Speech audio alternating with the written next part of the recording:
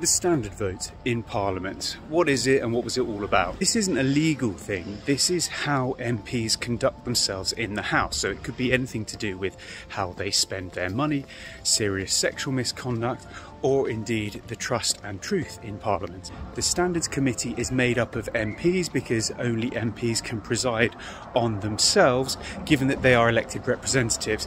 There is a talk about having unelected representatives presiding on the standards for MPs, but that poses another challenge of how do you decide who goes in those positions, so we'll put that to one side. What was at stake? Well, yesterday was the report that all MPs have the chance to vote on about the Standards Committee. Now, the Standards Committee is made up of a mix of parliamentarians from across the House and was looking into whether or not they thought, on balance, Boris Johnson intentionally misled the House. They wrote a report that said he did on several times and suggested a sanction of a 90-day suspension and revoking his pass if he steps down as an MP.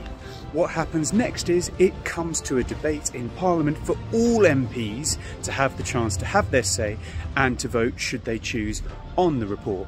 So MPs had the chance to read the 108-page document, debate if they so choose, and they have one of three options. They could vote for it, they could vote against it, or they could abstain, which means they don't vote at all. Now, this vote is what's called a free vote. That means any MP is not whipped. It's their choice, their conscience over what they want to do. And many arguments were made about the validity of the process, whether or not the report was right, what should be done, further sanctions, all these kind of things on both sides of the argument. In the end, every MP made their own choice. And in my case, I voted for the report.